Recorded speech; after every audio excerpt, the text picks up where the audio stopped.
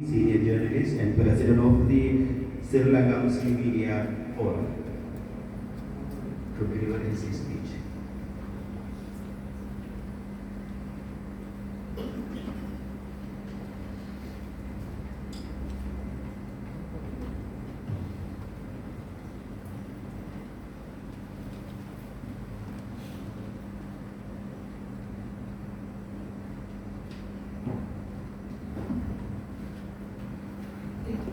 Bismillahirrahmanirrahim. His Excellency the Ambassador, Director Islamic Authorized Section of the Iran Islamic University of Iran, distinguished invitees, dear brothers and sisters.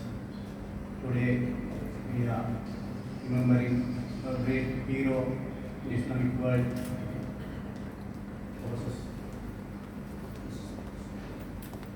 Qasem Suleiman. He was martyred 5 years before a day like today, that is Friday, January 3rd.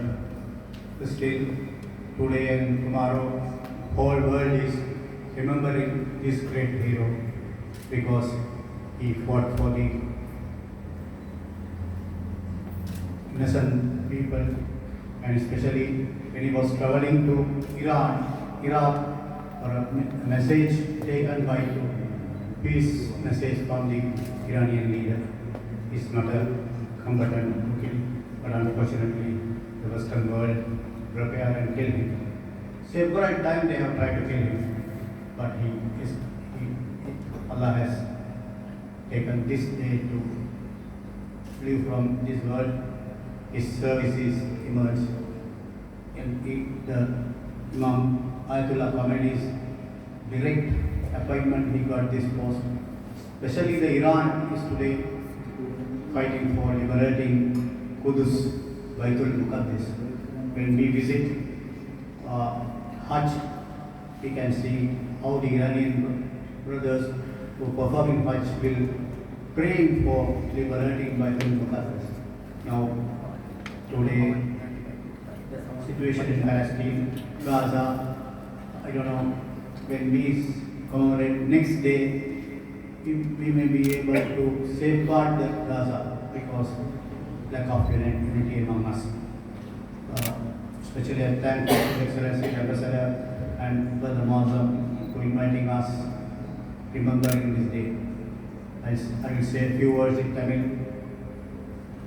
இதே போன்ற ஒரு தினத்தில் Baghdad விமான நிலையத்திற்கு அருகில் general Kazan Soleimani அவர்களுடன் மற்றும் 6 பேர் கொல்லப்பட்டார்கள்.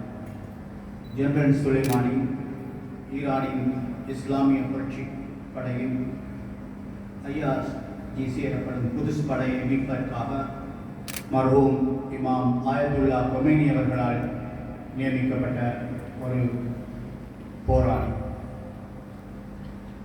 அவர் ஒரு விசேட இராணுவ பிரிவின் தளபதியாக இருந்தார். இஸ்லாத்திற்கும் முஸ்லிம்களுக்கும் எதிராக உருவாக்கப்பட்ட ISIS பயங்கரவாத குழுவை ஒழிக்கும் பொறுப்பு அவருக்கு ஒப்படைக்கப்பட்டது. ISIS குழு உருவாக்கப்பட்ட போது நாம் அனைவரும் எதிர்பார்த்தோம் அது ஒரு இஸ்லாமிய குழு, முஸ்லிம் நாடுகளுக்கு உதவும். பார்த்தால் அது மேற்கு சக்திகளால் திட்டமிடப்பட்டு இஸ்லாத்தையும் முஸ்லிம்களையும் பிரிப்பதற்காக அமைக்கப்பட்ட ஒரு குழுவாகும். இந்த குழுவின் தலைவரியாக செயற்பட்ட வெளிநாடுகளிலும் அவர் செய்த பங்களிப்புக்காக பிரபலமாக மதிக்கப்பட்டார். 5 வருடங்களுக்கு முன் எங்களிடமிருந்து வழியெடுக்கப்பட்ட அவர் மத்திய கிழக்கில் ஈரானின் செல்வாக்கு பரவுவதில் முக்கியமான பங்களிப்பை செய்தார். எதிரிகள் இவரை பல முறை கொள்வதற்கு முயற்சித்தாலும் அந்த முயற்சி வெற்றி அளிக்கவில்லை என்றாலும் 5 வருடங்களுக்கு முன் இதே போன்ற ஒரு நாளில் அவர் பழியெடுக்கப்பட்டார். அவர் யுத்த முனையிலிருந்து பழியெடுக்கப்பட்டிருந்தால் நாங்கள் அதுக்காக ஏதாவது குறை சொல்லலாம், குற்றம் சொல்லலாம். பட் அவர் சமாதான முயற்சிகளில் ஈடுபட்டு ஈரானிய தலைவர்களின் செய்தியோடு ஈராக் தலைவரை நாசமாக்கப்பட்டிருக்கின்ற ஈராக்கை மீள கட்டியெழுப்பதற்கான பயணத்திலே அவர்கள் சென்றார்கள். அவர் ஜனவரி 3ஆம் தேதி அங்கு பலியெடுக்கப்பட்டார். கடந்த 2 தசாப்தங்களில் இவரை கொள்வதற்கு பல இடங்களில் முயற்சிகள் எடுக்கப்பட்டன. எத்தனையோ அறிவித்தல்கள் செய்தார்கள் இவர் கொல்லப்பட்டார் என்றாலும் அவர் இறை நீதிப்படி வாழ்ந்திருக்கிறார்கள். எண்ணெய் வளம் நிறைந்த சீரியாவையும் ஈராக்கையும் துண்டாடுவதற்கான முயற்சிகள் மேற்குலகினால் மேற்கொள்ளப்படுகின்ற நிலையிலே அவர் இன்று பலியெடுக்கப்பட்டிருக்கிறார். உண்மையிலே அவர் ஒரு சிறந்த படை வீரர், சிறந்த அறிஞர், பல சாதனைகளை நிலைநிறுத்தியவர். அவர்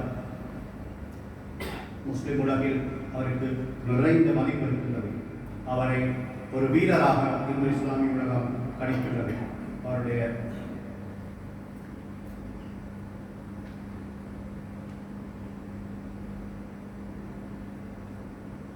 ISIS அமைப்பை துவம்சம் செய்வதிலே அவர் செய்த பங்களிப்பு முக்கியமானது. அரபு நாடுகளிலும் ஏனைய மத்திய கிழக்கு நாடுகளிலும் ஈரானின் செல்வாக்கு பரவுவதில் அவர் முக்கிய பங்காற்றினார். கடந்த 20 ஆண்டுகளில் மேற்கத்திய இஸ்ரேலிய மற்றும் அரபு அமைப்புகளால் அவருக்கு எதிரான பல கடவுள முயற்சிகள் இருந்தும் அவர் தப்பினார். சிரியாவை அமெரிக்கா சியோனிச செல்வாக்கு உட்படுத்த சவுதியுடன் இணைந்து மேற்கொள்ளப்பட்ட சதி நிகழ்ச்சிகளுக்கு எதிராக காசிம் சுலைமானி குதிசு படை சீரியாவின் முக்கிய அரணாக இருந்து பார்த்தது. சுலைமானி 1998ஆம் ஆண்டில் குதிஸ் மீட்பு படையின் தலைவரானார். லெபனானில் ஹிஸ்புல்லாக்களுக்கும் மற்றும் இஸ்லாமிய ஆக்கிரமிப்புக்கு எதிராக போராடும் பலஸ்தீனிய குழுக்களுக்கும் ஈரான் உறவுகளை வலுப்படுத்தினார். சமீபத்திய ஆண்டுகளில் அவர் ஈரானின் உச்சமன்ற தலைவர் அயத்துல்லா அலி கமேனி மற்றும் பிற தலைவர்களின் நம்பிக்கையை வென்றெடுத்தார். சுலைமானியின் தலைமைக்கு குதிஸ் படை அதன் திறன்களை பெரிதும் விரிவுபடுத்தியது. ஈரானின் எல்லைகளுக்கு அப்பால் உளவுத்துறை, நீதி மற்றும் அரசியல் துறைகளில் குறிப்பிடத்தக்க செல்வாக்கை செலுத்தியவராக மாறியது. இதை கண்ட இஸ்லாமிய எதிர் சக்திகளை அச்சம் கொள்ளலாயின. இதுவே இவரை கொள்வதற்கு பிரதானமான இலக்காக வைத்தார்கள். வடமேற்கு ஈரானில் 2006ஆம் ஆண்டு இடம்பெற்ற விமான விபத்தின் போது மற்றும் டெமஸ்கஸில் 2012ஆம் ஆண்டு குண்டுவெடிப்பை பொறுத்த போதும் சுலைமானி இறந்துவிட்டதாக வதந்திகள் பரப்பப்பட்டன. 2015இல் பயங்கரவாதிகளிடமிருந்து சிரியாவின் அலப்போ மீட்பு சண்டையின் போது சுலைமானி கொல்லப்பட்டார் அல்லது காயமடைந்தார் என்று வதந்திகள் பரவின. சிரியாவில் அமைந்துள்ள குதுஸ் மீட்பு படைத்தளங்கள் மீண்டும் வான்வழி தாக்குதலை இஸ்ரேல் நடத்தியது. சுலைமானி கொள்வதற்கு இஸ்ரேல் செயல்பட்டு வருவதாக வெளியுறவு மந்திரி பாட்ஸ் அப்போது கூறினார் என்று இஸ்ரேலிய ஊடகங்களில் தெரிவித்தது. மிக சமீபத்தில் கடந்த அக்டோபர் மாதத்தில் சுலைமானியை கொள்வதற்காக இஸ்ரேல் மற்றும் பிற்போக்கு சக்திகள் சதி செய்ததாக தெஹ்ரான் கூறியது. யுத்த களத்தில் அவரை சந்திக்க சக்தியற்ற கோழைகள் வீட்டிலிருந்து அவரை கொலை செய்திருக்கிறார்கள். அவர் தனது குடும்பத்தை ஈரானி அவர்கள் சுலைமானி அவர்கள் 13 வயதிலிருந்து தனது குடும்பத்துக்காக அரும் பாடுபட்டவர். மிக வறுமையான ஒரு குடும்பத்திலிருந்து அவர் வந்தவர். தனது சுய முயற்சி காரணமாக ஈரானில் மிக பலம் வாய்ந்த பதவி ஒன்றை பெறுவதற்கு அவர் ஈரானிய தலைவர்களுடைய மதிப்பை வென்றெடுத்திருக்கிறார்கள். ஈரானிய புரட்சியின் போது ஒரு இளைஞராக சுலைமானி ஈரான் மரணத்தில் பங்கு கொண்டு தனது திறமையை வெளிப்படுத்திய காரணமாக அவருக்கு இந்த உயர்ந்த ஸ்தானம் கிடைத்திருக்கிறது.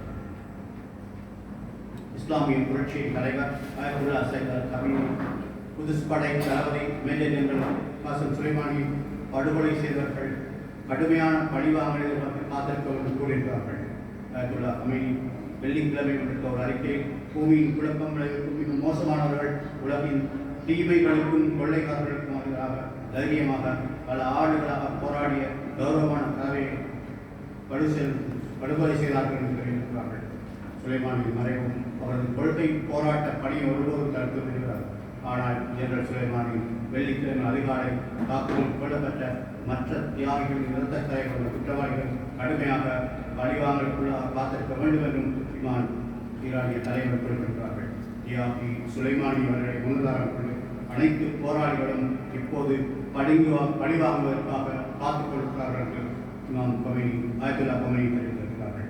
தீமையை எதிர்க்கும் பணி ஜிஹாத்தின் பாதை இரட்டையுடன் தொடரும் என்பதை அனைத்து நண்பர்களும் எதிர்களும் அறிந்து கொள்ள வேண்டும். மேலும் இந்த புனிதமான பாதையில் போராடுவதற்கு திட்டவட்டமான வெற்றி காத்திருக்கிறது என்றும் தலைவர் கூறியிருக்கிறார்கள். எங்கள் அன்புக்குரிய தன்னலமற்ற ஜனங்களின் மறை கசப்பானதுதான். ஆனால் நிச்சயமாக இறுதி வெற்றிக்கான தொடர்ச்சியான போராட்டமும் சாதனைகளும் கொலைகாரர்களும் குற்றவாளர் வாழ்க்கையை கசப்பானதாக மாற்ற வேண்டும் அவர் கூறியிருக்கிறார்கள். இது ஈரானிய தலைவர் தெரிவித்திருக்கின்ற ஒரு முக்கியமான கருத்து. இந்த கொலையின் பின் நான் என்ன சொல்கிறேன் என்றால், இன்று இந்த தலைவர் மறைந்தாலும் அவர் எடுத்துச் சென்ற பணியை முன் செல்வதற்கு அங்கே ஆயிரக்கணக்கான ஈரானிய தோழர்கள், இஸ்லாமிய தோழர்கள் இருக்கிறார்கள். இதனால் சுலைமானியை கொள்வதன் மூலம் ஈரான் இஸ்லாமிய புரட்சி அளிக்கப்பட முடியாது. ஈரானிய இஸ்லாமிய புரட்சிக்கு இன்று பல தசாப்தங்கள் வளர்ச்சி கொண்டிருக்கின்றன. அந்த வளர்ச்சியின் அடிப்படையில் ஈரான் நிச்சயமாக வெற்றி பெறும் என்ற நம்பிக்கையோடு தான் அவர்கள் போராடி வருகிறார்கள். எனவே நாங்கள் இந்த சந்தர்ப்பத்திலே அன்னாருடைய மறுமை வாழ்வுக்கு பிரார்த்திப்போம் என்று கூறி, இந்த சுலைமானி அவர்களுடைய படுகொலைக்கு சரியான பதில் கொடுக்கப்பட வேண்டும். சர்வதேச சமூகம் ஈரானுக்கு மட்டுமுரியவர்கள் அல்ல, சர்வதேச சமூகமே இதனை செய்ய வேண்டும் என்றால், அவர் ஒரு போர் வீரனாக அங்கே செல்லவில்லை. சமாதான தூதை எடுத்துச் சென்ற போதுதான் அவர் பணியேற்கப்பட்டார்கள். தூதுவர்கள் பல உரையிலே குறிப்பிட்டது போன்று அதுதான் நடந்திருக்கிறது. எனவே இன்று நாங்கள் அவரை நினைவுபடுத்துகிறோம். இன்ஷா அல்லாஹ் அவருடைய மறுமை வாழ்வு சிறப்பிக்க எல்லோரும் பிரார்த்திப்போம். அவருடைய கருத்துக்கள் ஈரானிலே ஒரு பெரும் தாக்கத்தை தொடர்ந்து ஏற்படுத்துகிறது.